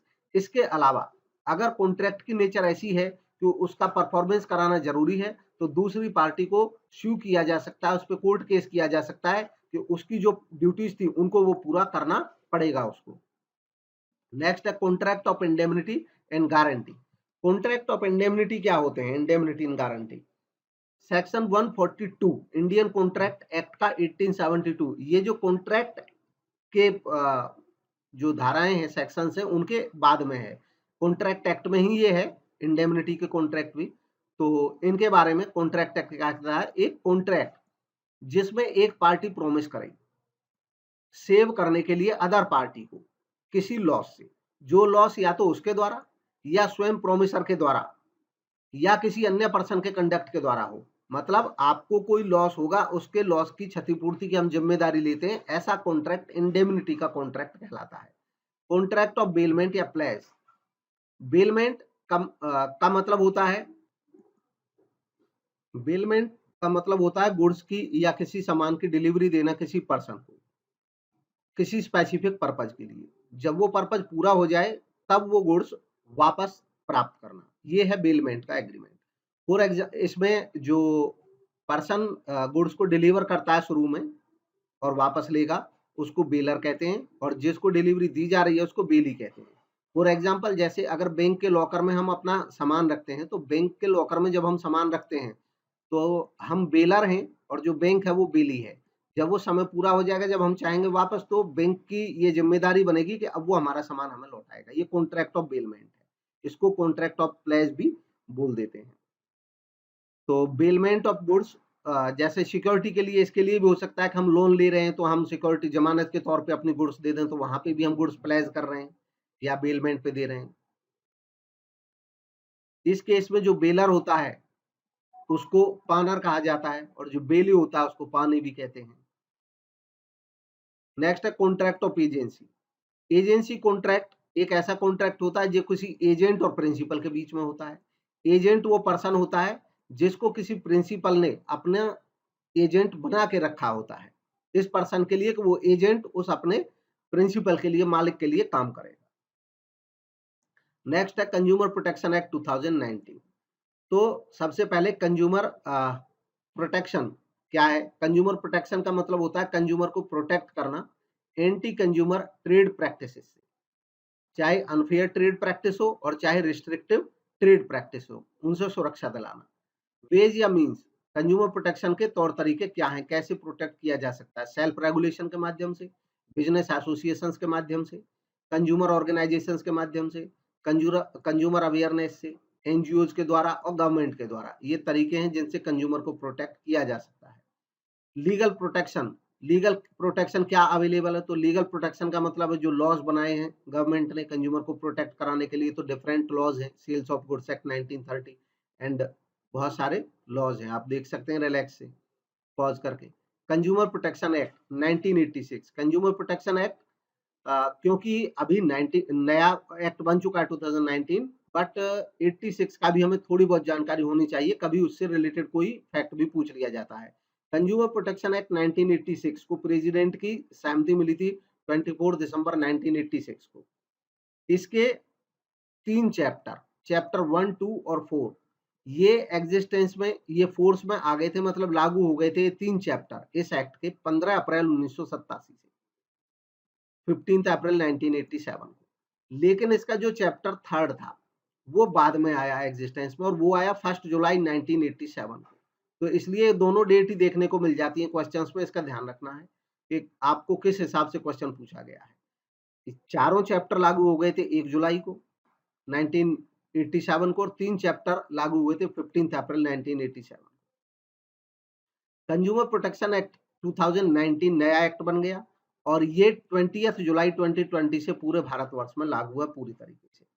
Consumer protection act 2019 को प्रेसिडेंट की सहमति मिली 9 अगस्त 2019 को, और 20 जुलाई से ये लागू है। हु कैन बी कंप्लेनेंट, इस एक्ट के मुताबिक कंप्लेंट कौन कर सकता है? कोई कंज्यूमर स्वयं कर सकता है, कोई वॉलंटरी एसोसिएशन कर सकती है, सेंट्रल गवर्नमेंट या स्टेट गवर्नमेंट कर सकती है कंप्लेंट कंज्यूमर की तरफ से, सेंट्रल अथॉरिटी कर सकती है, 1 या मोर कंज्यूमर्स मिलके कर सकते हैं, कंज्यूमर की डेथ के केस में उसके जो लीगल रिप्रेजेंटेटिव है वो कर सकते हैं, और अगर कंज्यूमर माइनर है तो उसके पेरेंट या उसके लीगल गार्जियन कर सकते हैं। अब एक complaint can be filed against whom, complaint किसके अगेंस्ट की जा सकती है? कंप्लेंट की जा सकती है किसी बिजनेसमैन के अगेंस्ट, अगर वो किसी अनफेयर या रेस्ट्रिक्टेड ट्रेड प्रैक्टिस में लागू है, मतलब ऐसी कोई एक्टिविटी करता है जिससे अनफेयर या रेस्ट्रिक्टिव एक्टिविटी होती है। कंज्यूमर कौन हो सकता है? तो इस एक्ट के मुताबिक कंज्यूमर हो सकता है कोई भी पर्सन जो गुड्स खरीदता है पैसे दे करके, कंसिडरेशन से, मूल्य दे करके, यूज करता है ऐसी गुड्स को जो किसी पर्सन ने खरीदी है, या जो हायर करता है और अवेल करता है सर्विस पैसा दे करके, मूल्य दे करके, या बेनिफिशियरी सर्विस का जो सर्विस लेने वाले के अप्रूवल से उस सर्विस को यूज करता है, ये कंज्यूमर हो सकते हैं इस एक्ट के मुताबिक। Who can not be a consumer, कौन कंज्यूमर नहीं हो सकता है? एक ऐसा पर्सन जो गुड्स को खरीदता है रीसेल करने के लिए, फिर से बेचने के लिए, या किसी अन्य कॉमर्शियल पर्पज के लिए, तो ऐसा जो पर्सन होगा वो कंज्यूमर नहीं हो सकता है। नेक्स्ट है for the purpose of this clause, commercial purpose. अब इस क्लॉज में जो कॉमर्शियल पर्पज के लिए सामान खरीद रहे हैं, ये कॉमर्शियल पर्पज माना किसको जाएगा? तो कॉमर्शियल पर्पज किसी भी पर्पज को माना जाएगा जो कॉमर्शियल एक्टिविटी के लिए लिया गया है, लेकिन इसमें शामिल नहीं होगा अगर कोई पर्सन गुड्स खरीदता है और उसको एक्सक्लूसिवली अपना गुजारा करने के लिए यूज करता है, चलाता है, तो उसको सेल्फ एम्प्लॉयमेंट के लिए खरीदा माना जाएगा और उसको कॉमर्शियल पर्पज नहीं माना जाएगा। इसके अलावा वो बाई करता है कोई गुड्स या हायर करता है कोई सर्विस, इंक्लूड ऑफलाइन या ऑनलाइन ट्रांजैक्शन, इलेक्ट्रॉनिक मींस के माध्यम से, या टेली शॉपिंग के माध्यम से, या डायरेक्ट सेलिंग या मल्टी लेवल मार्केटिंग के माध्यम से। तो खरीद कैसे भी रहा है उसको कंज्यूमर माना जाएगा। हाँ, अगर कोई कॉमर्शियल पर्पज के लिए खरीद रहा है तो उसको कंज्यूमर नहीं माना जाएगा। कॉमर्शियल पर्पज क्या होता है? फॉर एग्जाम्पल कोई ट्रेवल एजेंसी है और वो अपने 20 गाड़ियां खरीदती है, तो वो कॉमर्शियल पर्पज के लिए गाड़ी खरीद रही है। लेकिन एक कोई व्यक्ति अगर गाड़ी खरीद रहा है और वो स्वयं ड्राइवर है और अपनी आजीविका के लिए एक गाड़ी खरीदी है, उससे वो ड्राइविंग कर रहा है अपनी और ऐसे गुज़ारा कर रहा है।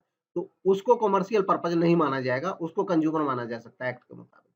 अब है कंज़्यूमर राइट्स, तो कंज़्यूमर एक्ट प्रोटेक्शन एक्ट 2019 के अकॉर्डिंग जो मेजर 6 राइट हैं कंज़्यूमर को मिलते हैं इस एक्ट के मुताबिक, right to be protected, right to be informed, right to be assured, right to be heard, right to seek redressal and right to consumer awareness. Next है central consumer protection authority. तो central government बनाएगी central consumer protection authority, जो कि एक regulatory body होगी इस act के तहत, कंज्यूमर को प्रोटेक्ट करने के लिए वो काम करेगी। बाकी इसकी डिटेल है, आप पॉज करके जिसको पढ़ना चाहें पढ़ सकते हैं। नेक्स्ट है district consumer dispute redressal commission, इसको केवल डिस्ट्रिक्ट कमीशन भी बोला जा सकता है। ये 3 टियर मशीनरी वाला जो सिस्टम जो पुराने एक्ट में था, अभी भी है। 3 लेवल पे जो संस्थाएं हैं, डिस्ट्रिक्ट लेवल पे डिस्ट्रिक्ट कमीशन है, अब डिस्ट्रिक्ट फोरम की जगह इसको डिस्ट्रिक्ट कमीशन बोला जाता है। इसका एक प्रेसिडेंट होगा और कम से कम 2 मेंबर होंगे। तो ये इसका, बाकी आप इसका जो बिल्टअप है वो पूरा पढ़ सकते हैं आराम से। इसमें सुनवाई होगी ऐसे मसलों की, यानी कि जो अमाउंट का क्राइटेरिया है वो अब नए एक्ट के अकॉर्डिंग हो चुका है 1 करोड़ तक। अगर 1 करोड़ तक का मसला है, 1 करोड़ तक का कोई ट्रांजैक्शन है और उसका कंज्यूमर कोर्ट में केस डालना है, तो आप डिस्ट्रिक्ट फोरम में, डिस्ट्रिक्ट कमीशन में उसको ले जा सकते हैं 1 करोड़ तक डिस्ट्रिक्ट फोरम में। इसके अलावा state consumer dispute redressal commission, state consumer dispute redressal commission या स्टेट कमीशन बोलेंगे इसको। इसमें एक प्रेसिडेंट होगा और कम से कम 4 मेंबर होंगे, ज्यादा हो सकते हैं बट कम से कम 4 होंगे। स्टेट कमीशन में जो मसले जाएंगे वो 1 करोड़ से ऊपर के और 10 करोड़ तक के जा सकते हैं। 10 करोड़ तक के जो मसले हैं वो स्टेट कमीशन में आएंगे। इसके अलावा बाकी फैक्ट भी आप पॉज करके पढ़ सकते हैं जहां पढ़ना चाहें। National consumer dispute redressal commission, इसको नेशनल कमीशन बोलेंगे। इसमें एक प्रेसिडेंट और कम से कम 4 मेंबर होंगे, उससे ज्यादा हो सकते हैं बट 4 जरूर होंगे कम से कम। और इसमें वो मसले जाएंगे जहां पे कीमत होगी 10 करोड़ से ऊपर। नेक्स्ट है कंज्यूमर मीडिएशन सेल, ये नए एक्ट में व्यवस्था की गई है कंज्यूमर मीडिएशन सेल। चाहे डिस्ट्रिक्ट लेवल है, चाहे स्टेट लेवल है, चाहे नेशनल लेवल है, हर एक लेवल पे एक मीडिएशन सेल जरूर होगी। और जब भी कोई मसला किसी भी कमीशन में जाएगा, डिस्ट्रिक्ट में या स्टेट कमीशन में या सेंट्रल कमीशन में, तो एक बार मौका दिया जाएगा मीडिएशन सेल में जाने के लिए, अगर दोनों पार्टी चाहती हैं कि वो मीडिएशन से मसले को सुलझाएंगे। नेक्स्ट है रेस्पॉन्सिबिलिटी ऑफ कंज्यूमर। अब कंज्यूमर्स की कुछ रेस्पॉन्सिबिलिटी भी है जो उनको निभानी चाहिए प्रोटेक्ट होने के लिए। केवल स्टैंडर्ड गुड्स परचेज करें, क्वालिटी पे कंप्रोमाइज ना करें, रिसिप्ट लेना ना भूलें, गारंटी वारंटी कार्ड लेना ना भूलें, रिस्क के बारे में समझें, प्रोडक्ट या सर्विस की रिस्क क्या है, लेवल को अच्छे तरीके से पढ़ें जो लगा हुआ है प्रोडक्ट पे, अपनी डीलिंग में ऑनेस्टी बरतें, केवल लीगल गुड्स को खरीदें, अपने राइट्स के बारे में अवेयर रहें, राइट्स को यूज भी करें, कंप्लेंट फाइल करें अगर कोई प्रॉब्लम आती है तो, और कंज्यूमर सोसाइटीज बनाएं और उनका हिस्सा बनें। नेक्स्ट है रीमेडीज अवेलेबल, क्या क्या रीमेडी अवेलेबल है अगर किसी के साथ, कंज्यूमर के साथ कोई धोखाधड़ी होती है तो उसके उपाय क्या हैं, उसके जो उसको लॉस हुआ है उसको दूर करने के लिए। डिफेक्ट को दूर कराया जा सकता है, गुड्स को रिप्लेस कराया जा सकता है, प्राइस को रिफंड कराया जा सकता है, कंपनसेशन अवार्ड किया जा सकता है, यानी कि कंपनसेशन भी दिलवाया जा सकता है, और जो डेफिशिएंसी है सर्विस में जो कमी है उसको रिमूव कराया जा सकता है। इसके अलावा कोई अनफेयर या रिस्ट्रिक्टेड ट्रेड प्रैक्टिस जारी है किसी बिजनेसमैन के द्वारा तो उसको डिसकंटिन्यू, उसको बंद भी कराया जा सकता है। अब है scope of consumer protection act, यानी कि ये एक्ट का स्कोप क्या है, ये कहाँ कहाँ लागू होता है। तो इसका स्कोप काफी वाइड है, ये हर तरह के अंडरटेकिंग पे, चाहे वो बिग है स्मॉल है, अप्लाई होता है। ये प्राइवेट और पब्लिक सेक्टर या कोऑपरेटिव सेक्टर सब पे अप्लाई होता है। ये मैन्युफैक्चरर या ट्रेडर सब पे अप्लाई होता है। ये गुड्स और सर्विसेज सब पे अप्लाई होता है। नेक्स्ट है कंज्यूमर अवेयरनेस। अब कंज्यूमर अवेयरनेस का मतलब होता है कंज्यूमर के द्वारा स्वयं अपने राइट्स के और रेस्पॉन्सिबिलिटी के प्रति अवेयर होना। इस मामले में जो कंज्यूमर ऑर्गेनाइजेशन है और एनजीओ है उनका रोल काफी अहम है। क्या रोल है उनका? उनका रोल है वो कंज्यूमर को एडुकेट करती हैं, वो डेटा कलेक्ट करती हैं, इससे रिलेटेड, प्रोडक्ट से रिलेटेड, उनके टेस्टिंग से रिलेटेड, वो एजुकेशनल इंस्टीट्यूशंस को हेल्प करती हैं, प्रमोट करती हैं नेटवर्क कंज्यूमर एसोसिएशन का, और एक्सटेंड करती हैं गवर्नमेंट को सपोर्ट। बहुत सारे फेमस ऑर्गेनाइजेशन है, एनजीओ जो इस दिशा में काम कर रहे हैं कंज्यूमर प्रोटेक्शन में, जिनमें फेमस है common cause new Delhi, Mumbai ग्राहक पंचायत। अब है क्वालिटी मार्क्स। एक कंज्यूमर को प्रोटेक्ट करने के लिए सरकार की तरफ से भी कई सारे उपाय हैं, जिनमें से एक उपाय ये भी है कि क्वालिटी मार्क्स डिजाइन करना और जो प्रोड्यूसर्स होते हैं उनको मोटिवेट करना कि वो क्वालिटी मार्क्स का यूज करें ताकि कंज्यूमर समझ जाए कि ये सामान अच्छी क्वालिटी का है। इसमें कुछ खास मार्क्स जैसे आईएसआई मार्क का ये मार्क है पहचान के लिए, और ये एप्लीकेबल होता है इलेक्ट्रिक अप्लायंसेस पे, एलपीजी सिलेंडर पे, बैटरीज पे, ऑयल प्रेशर स्टोव पे, ऑटोमोबाइल एक्सेसरीज पे, मेडिकल इक्विपमेंट पे, स्टील प्रोडक्ट्स पे और बहुत सारे आइटम्स पे। इसके बाद है एफपीओ, ये एफपीओ का मार्क है और एफपीओ लागू होगा फ्रूट प्रोडक्ट्स पे जो इंडिया में बेचे जाते हैं और पैकेज्ड फ्रूट बेवरेजेस पे, फ्रूट जैम पे, क्रशेस एंड स्क्वैशेस पे, पिकल्स पे, डिहाइड्रेटेड फ्रूट्स पे और उनके प्रोडक्ट पे और फ्रूट्स के एक्सट्रैक्ट पे एफपीओ लागू होगा। नेक्स्ट है बीआईएस हॉलमार्क, ये बीआईएस हॉलमार्क है, ये लागू होगा गोल्ड पे, ईयर 2000 से एप्लीकेबल है और सिल्वर ज्वेलरी पे भी 2005 से एप्लीकेबल है। एगमार्क का ये जो चिन्ह है ये एगमार्क का है, ये लागू होगा पल्सेस पे, सीरियल्स पे, एसेंशियल ऑयल्स पे, वेजिटेबल ऑयल पे, फ्रूट्स और वेजिटेबल्स पे, सेमी प्रोसेस्ड प्रोडक्ट पे। देन इको मार्क, ये इको मार्क का मार्क है। इको मार्क लागू होगा शॉप्स एंड डिटर्जेंट्स पे, पेंट्स पे, पेपर पे, प्लास्टिक पे, कॉस्मेटिक्स पे, textile, batteries, wood substitute, propellants और एरोसॉल्स और food items, edible oil including vanaspati, tea, coffee, electrical and electronic goods, packaging और पैकेजिंग मटेरियल पे। और वुलन मार्क, ये वुलन मार्क है, ये एप्लीकेबल है प्रोडक्ट्स पे जिनमें वूल रहती है, जो वूल से बने प्रोडक्ट होते हैं। नेक्स्ट है फंक्शंस ऑफ मैनेजमेंट। तो मैनेजमेंट के जो मेजर फंक्शंस हैं, planning, organising, staffing, directing, controlling, आप इनको गो थ्रू कर सकते हैं। इसके बाद एक कई दफे ये कॉमन फंक्शंस के मीनिंग हुए, कई दफे ये पूछ लिया जाता है कि कौन से फंक्शन किस थिंकर के द्वारा दिए हैं, तो इसलिए एक छोटी सी लिस्ट है यहाँ पे फंक्शंस ऑफ मैनेजमेंट, अलग अलग थिंकर्स ने अलग अलग बताए हैं। रॉबर्ट टेरी ने, जॉर्ज आर टेरी ने 4 फंडामेंटल फंक्शन बताए मैनेजमेंट के, planning, organising, actuating, controlling. Henry Fayol ने 5 फंक्शंस बताए मैनेजमेंट के, प्लानिंग जिसमें फोरकास्टिंग भी शामिल है, organising, commanding, coordinating, controlling. RC Davis ने 3 फंक्शंस बताए मैनेजमेंट के, प्लानिंग, मोटिवेटिंग, कंट्रोलिंग।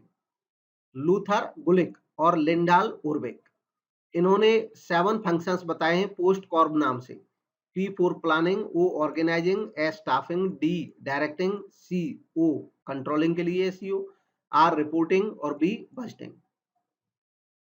इसके बाद हेरोल्ड कुंटज एवं सिरिल ओडोनेल ने 5 फंक्शन बताए हैं मैनेजमेंट के और ये 5 फंक्शन ही एनसीईआरटी फॉलो करती है, planning, organising, staffing, directing, controlling. Next है ह्यूमन रिसोर्स।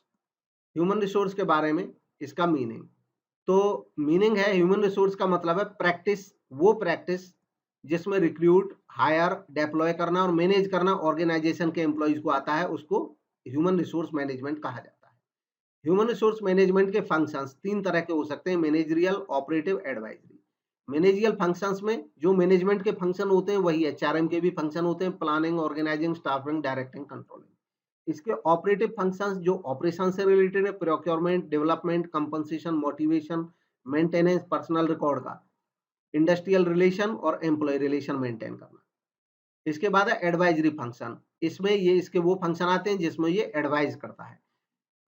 इसका एडवाइजरी फंक्शन होता है कि ये एडवाइस करना ह्यूमन रिसोर्स के द्वारा टॉप मैनेजमेंट को और जो बाकी डिपार्टमेंटल हेड्स होते हैं उनको।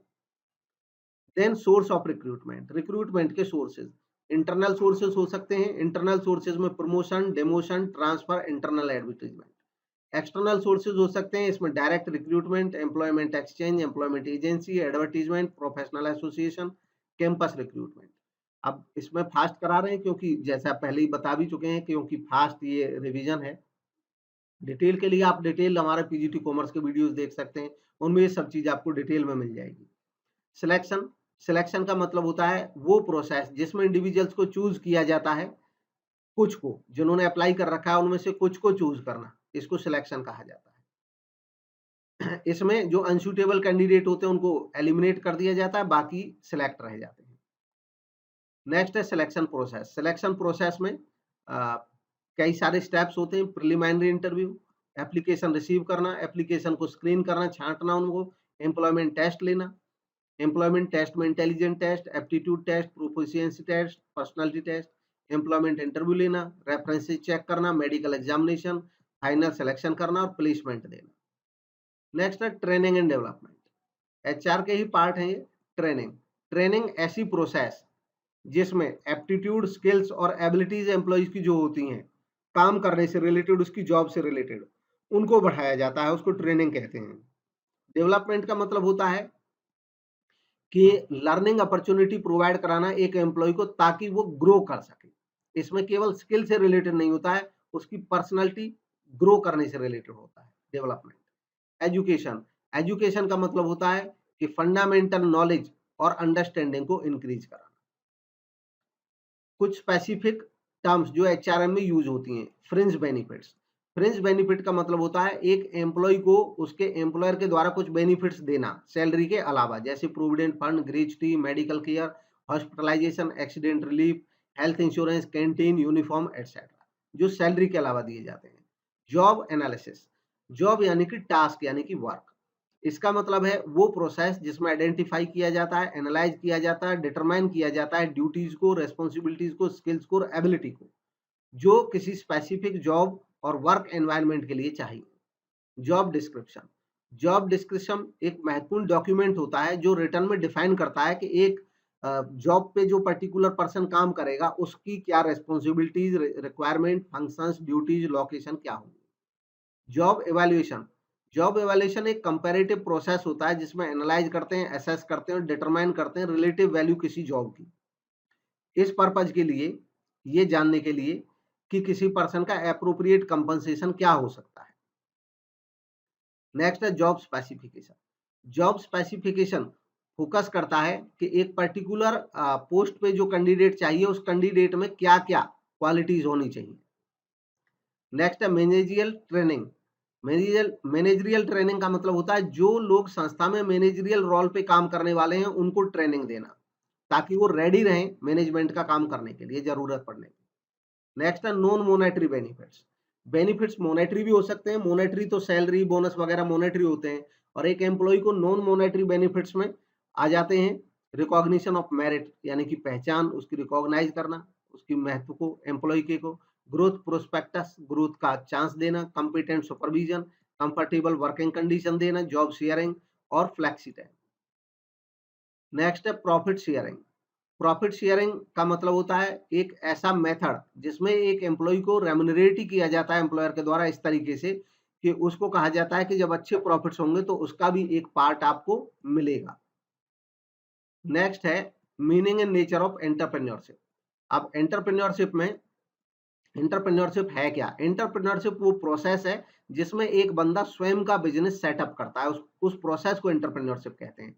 एंटरप्रेन्योर उस पर्सन को कहते हैं जो अपना स्वयं का बिजनेस सेटअप करता है, और एंटरप्राइज उस संस्था को बोलते हैं, उस आउटपुट को बोलते हैं जो इस प्रोसेस के थ्रू निकल करके आता है। इकोनॉमिक एनवायरनमेंट, इकोनॉमिक एनवायरनमेंट में उसके meaning, factors affecting environment etcetera, महत्वपूर्ण जो पॉइंट्स उनको पढ़ेंगे। इकोनॉमिक एनवायरनमेंट, इकोनॉमिक एनवायरनमेंट है क्या? इकोनॉमिक एनवायरनमेंट का मतलब होता है कि सभी फैक्टर्स जिनमें बिजनेस साइकिल या इन्फ्लेशन, इंटरेस्ट रेट एटसेट्रा सब आ जाते हैं जो एक ऑर्गेनाइजेशन को प्रभावित करते हैं, वो इकोनॉमिक एनवायरनमेंट का हिस्सा होते हैं। ऐसे सभी फैक्टर जो इकोनॉमी का पार्ट होते हैं और एक ऑर्गेनाइजेशन को अफेक्ट करते हैं, प्रभावित करते हैं, वो इकोनॉमिक एनवायरनमेंट का हिस्सा होते हैं। इसमें इकोनॉमिक सिस्टम्स हो सकते हैं। इकोनॉमिक सिस्टम क्या होता है? इकोनॉमिक सिस्टम होता है कि एक पर्टिकुलर देश में जो इकोनॉमी होती है, अर्थव्यवस्था होती है, उसका सिस्टम क्या है वहां पे। ये कैपिटलिज्म हो सकता है, सोशलिज्म हो सकता है और मिक्स्ड हो सकता है। सोशलिज्म का ही एक टाइप होता है, आगे कम्युनिज्म। तो पहले देखते हैं कैपिटलिज्म क्या होता है। वो इकोनॉमिक सिस्टम है कैपिटलिज्म जिसमें ओनरशिप प्राइवेट होती है, जितने भी प्रोडक्शन के मीन्स होते हैं उन सब पे। सोशलिज्म वो सिस्टम होता है जिसमें सारे फैक्टर्स ऑफ प्रोडक्शन जितने भी होते हैं उन पे सोसाइटी का ओनरशिप होता है, यानी कि सोसाइटी मतलब सरकार उसकी ओनर होती है। कम्युनिज्म वो सिस्टम है, इकोनॉमिक के साथ साथ ये एक पॉलिटिकल सिस्टम भी है कम्युनिज्म, और ये वो सिस्टम है जिसमें एक सेंट्रल ओनर गवर्नमेंट होता है, यानी कि एक सत्ता होती है जो पब्लिक की तरफ से ही होती है, बट वो एक पर्टिकुलर गवर्नमेंट होती है और वही डिसीजन मेकर होती है सभी मैटर्स में। कम्युनिज्म की खास बात होती है कि रिलीजन को रिजेक्ट करता है और एक ट्रू कम्युनिस्ट स्टेट वो स्टेट होता है जो रिलीजन को एबोलिश करता है, जो रिलीजन को नहीं मानता है। मिक्स्ड इकोनॉमिक सिस्टम वैसा सिस्टम होता है जिसमें कैपिटलिज्म और सोशलिज्म दोनों मिलकर काम करते हैं, यानी कि उत्पादन के जो साधन होते हैं, जो फैक्टर्स ऑफ प्रोडक्शन होते हैं, मीन्स ऑफ प्रोडक्शन होते हैं, उन पे प्राइवेट लोगों की भी ओनरशिप होती है और पब्लिक की भी होती है, सरकार की भी होती है। नेक्स्ट है economic policies. Economic policies monetary हो सकती हैं, फिस्कल हो सकती हैं। मोनेटरी पॉलिसी होती है जो किसी देश का मोनेटरी अथॉरिटी, जैसे कि इंडिया में आरबीआई है, जिस पॉलिसी को वो बनाता है, डिजाइन करता है। इसमें आता है इंटरेस्ट रेट, देश में क्या होगा, short term borrowing, money supply, targeting inflation, इन सब से रिलेटेड जो पॉलिसी होती है वो मोनेटरी पॉलिसी होती है। फिस्कल पॉलिसी जो होती है वो सरकार बनाती है और गवर्नमेंट खुद एडजस्ट करती है। गवर्नमेंट का जो फाइनेंस डिपार्टमेंट है वो देखता है।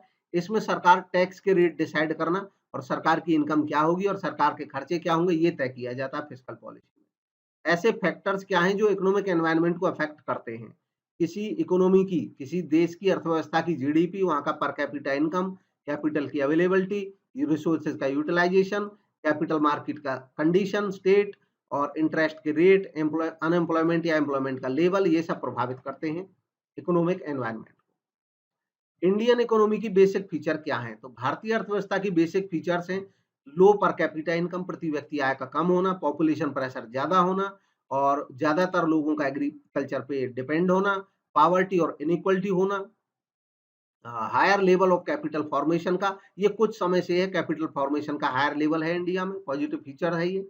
अब प्लान्ड इकोनॉमी होना, न्यू इकोनॉमिक पॉलिसी फैक्ट, नई इकोनॉमिक पॉलिसी जब आई इंडिया में 1991 में नई औद्योगिक नीति आई, उसके बाद क्या इफेक्ट देखे, तो इफेक्ट ये हुआ कंपटीशन इंक्रीज हुआ, कस्टमर ज्यादा डिमांडिंग हो गए, ज्यादा चूजी हो गए, रैपिडली चेंज हुआ टेक्नोलॉजिकल एनवायरनमेंट, ह्यूमन रिसोर्स जो है डेवलप्ड ह्यूमन रिसोर्स की नीड बढ़ी, स्किल्ड लोगों की नीड बढ़ी, मार्केट ओरिएंटेशन हुआ और सरकार की तरफ से जो बजट रीसपोर्ट दिया जाता था संस्थाओं को उसमें कमी आई।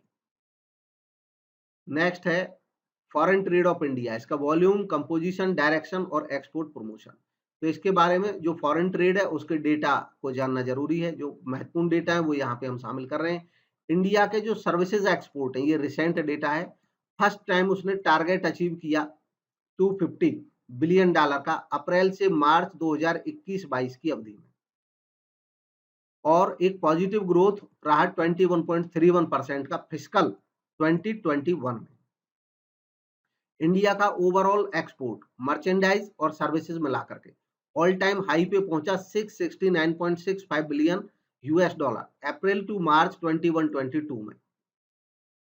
डिपार्टमेंट ऑफ कॉमर्स के जो टोटल डेटा है एक्सपोर्ट का या इंपोर्ट का वो यहाँ से देख सकते हैं, वैल्यू इन क्रोर्स दिया हुआ है, टोटल ट्रेड कितना रहा और ट्रेड का बैलेंस नेगेटिव है ही अभी भी। According to department of commerce, ये डिपार्टमेंट ऑफ कॉमर्स के अकॉर्डिंग जो डेटा दिया है एक्सपोर्ट इंपोर्ट डेटा बैंक में, top 10 countries total trade, Bharat का जो टोटल ट्रेड है उसके टॉप 10 कंट्रीज, सबसे टॉप पे यूएसए है जिससे सबसे बड़ा ट्रेड हमारा हो रहा है और इसके बाद जो ट्रेड बैलेंस है, खास बात यह है कि यूएसए के साथ हमारा पॉजिटिव बैलेंस है, हम एक्सपोर्ट यूएसए को ज्यादा कर रहे हैं, इंपोर्ट उससे कम कर रहे हैं। बाकी सेकंड नंबर पे चाइना आता है टोटल ट्रेड में, ये टोटल ट्रेड का डाटा है, नंबर 1 पे यूएसए, नंबर 2 पे चाइना, नंबर 3 पे यूएई और नंबर 4 पे Saudi Arab. Next, composition of Indian foreign trade में इंपोर्ट्स, कंपोजिशन क्या है फॉरेन ट्रेड का, मतलब इंपोर्ट के मेन आइटम्स क्या है, तो जो इंपोर्ट के मेन आइटम्स हैं इंडिया में, एक तो वो आइटम जो इंडिपेंडेंस के समय पे इंपोर्ट के मेन आइटम थे, उसमें oil, pulses, machinery, chemical, hardware, pharmaceutical, dyes, yarns, paper, grains, non ferrous metals, cars और अदर आइटम, ये थे इंडिपेंडेंस के समय 1947 के समय की बात है। अब करंट में अप्रैल से फरवरी फाइनेंशियल ईयर 2022 का डेटा है ये और इसमें जो टॉप 8 इंपोर्ट्स रहे वो है पेट्रोलियम क्रूड और products, plastic material, artificial resins, pulse, semi precious और precious stones, gold, electronic goods, electrical and non electrical equipments, inorganic और organic chemicals, fuel, coke etcetera. इसके बाद composition of Indian foreign trade export का, तो ये जो current में export का डेटा है फॉरेन ट्रेड का April to February financial year 2022, ये है इंजीनियरिंग गुड्स, ये टॉप एक्सपोर्ट के आइटम है हमारे यहाँ से। Engineering goods, organic inorganic chemicals, gems and jewellery, drugs and pharmaceuticals, then textiles, electronic goods, petroleum products, cotton yarn, fab, made ups, handlooms, ये सब। नेक्स्ट है main changes in the direction of foreign trade. Foreign trade के direction में क्या changes आए? Direction का मतलब होता है पहले किन देशों को हमारा ट्रेड होता था, अब किन देशों को होता है। तो इन 1990 जो मेजर शेयर ऑफ एक्सपोर्ट था 17.9%, वो था ईस्टर्न यूरोप को, जिसमें रोमानिया, ईस्ट जर्मनी और यूएसएसआर एटसेट्रा आते हैं। इंपोर्ट ट्रेड मैक्सिमम शेयर 16.5%, वो था ओपेक से, Iran, Iraq, Saudi Arabia, Kuwait etcetera. 2008-9 में लार्जेस्ट शेयर इंडिया के फॉरेन ट्रेड का, बोथ इंपोर्ट एंड एक्सपोर्ट, ये रहा यूरोपियन यूनियन को, जर्मनी, बेल्जियम, फ्रांस, यूके को और डेवलपिंग कंट्रीज को। और करंट में 2022 में यूएसए, चाइना और यूएई, इनका मेन प्लेस रहा इंपोर्ट और एक्सपोर्ट दोनों में। Importance of England, Russia etcetera, ये डिक्लाइन हुई, धीरे धीरे कम हुई। और डिपार्टमेंट ऑफ कॉमर्स का डेटा है एक्सपोर्ट का कमोडिटी वाइज 21-22 में, ये कमोडिटी वाइज डेटा है। पीडीएफ आपको मिल जाएगी, जैसा मैं पहले भी बता चुका हूं, इसका पीडीएफ आपको अवेलेबल हो जाएगा टेलीग्राम ग्रुप में, वो आप ज्वाइन कर सकते हैं। टेलीग्राम ग्रुप का जो लिंक है वो इस वीडियो के डिस्क्रिप्शन में आपको मिल जाएगा। नेक्स्ट है नेशनल इनकम। तो नेशनल इनकम के बारे में कुछ फैक्ट्स। नेशनल इनकम का मतलब क्या है?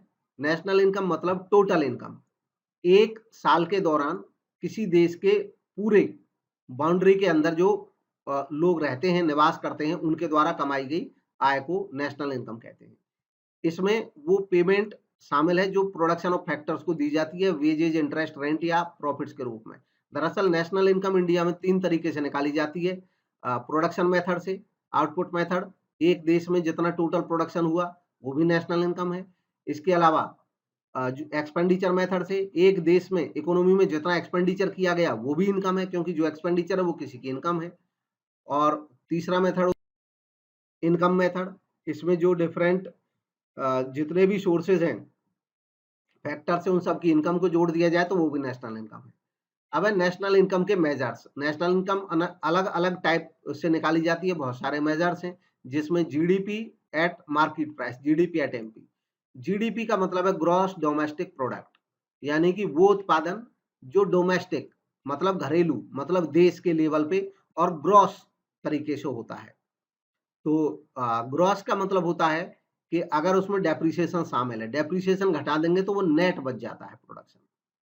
तो जीडीपी का मतलब होता है मार्केट वैल्यू सभी फाइनल गुड्स की और सर्विसेज की जिनको प्रोड्यूस किया गया है एक देश की डोमेस्टिक टेरिटरी के अंतर्गत एक वर्ष के दौरान। जितना भी प्रोडक्शन किया जाता है नेशनल रेजिडेंट्स के द्वारा, एक देश के निवासियों के द्वारा, या नॉन रेजिडेंट्स के द्वारा, गैर निवासियों के द्वारा, एक देश के अंतर्गत, चाहे वो प्रोडक्शन किसी लोकल कंपनी के द्वारा है चाहे फॉरेन एंटिटी के द्वारा है, अगर वो देश की सीमाओं के अंतर्गत है तो वो जीडीपी का हिस्सा है।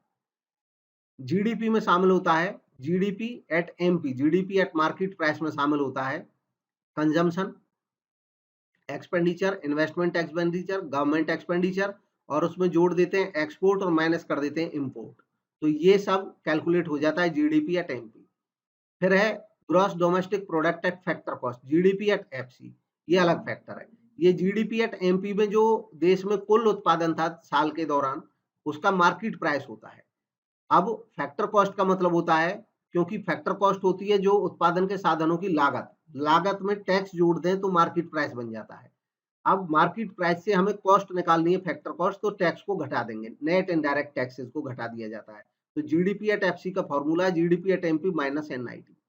इसके अलावा NDP at market price, national net domestic product eight market price. जब हम जीडीपी एट एमपी से एनडीपी एट एमपी बनाएंगे तो ग्रॉस की जगह नेट बनाना होगा। ग्रॉस में डेप्रिसिएशन शामिल होता है, उसको घटा देंगे तो वो नेट रह जाएगा। ऐसे ही बाकी ये सब चलते जाएंगे। एनडीपी एट एफसी, अब हमें एनडीपी एट एफसी चाहिए एनडीपी एट एमपी से, तो ये मार्केट प्राइस है, हमको यहाँ पे फैक्टर कॉस्ट चाहिए, तो अगेन नेट इनडायरेक्ट टैक्सेस को घटा देंगे। फिर है GNP, gross national product eight market price. अब हमें नेशनल चाहिए, अब तक डोमेस्टिक हम कैलकुलेट कर रहे थे, तो जीडीपी एट एमपी जो है उसको जीएनपी एट एमपी, डोमेस्टिक को नेशनल बनाने के लिए हमें net factor income from abroad, विदेशों से शुद्ध साधन आय जोड़ देंगे तो वो नेशनल बन जाएगी। GNP at factor cost, again GNP at FC निकालेंगे तो जीएनपी एट एमपी में से नेट इनडायरेक्ट टैक्सेस घटा देंगे। Net national product eight MP, net national product market price पे अगर निकालेंगे तो जीएनपी एट एमपी से अगेन डेप्रिसिएशन घटा देंगे तो हमारे पास आ जाएगा ग्रॉस की जगह वो नेट बन जाएगा। Net national product at factor cost, NNP at FC. दरअसल net national product at factor cost जो होता है इसी को नेशनल इनकम भी बोला जाता है, और इसका फॉर्मूला हो जाएगा एनएनपी एट एमपी जो आएगा उसमें से लेस कर देंगे नेट इनडायरेक्ट टैक्सेस, तो ये नेशनल इनकम आ जाएगी। तो ये थे आज के टॉपिक, और इसका जो थर्ड वीडियो है वो भी जल्दी लाएंगे, उसमें बाकी जो पीजी लेवल के टॉपिक्स हैं उनको शामिल करेंगे। वीडियो कैसा लगा जरूर बताएं, अच्छा लगा तो लाइक जरूर करें, चैनल को सब्सक्राइब नहीं किया तो सब्सक्राइब करें। ये चैनल आपकी मदद करता रहेगा कॉमर्स के सभी एग्जाम्स में। Thank you for watching.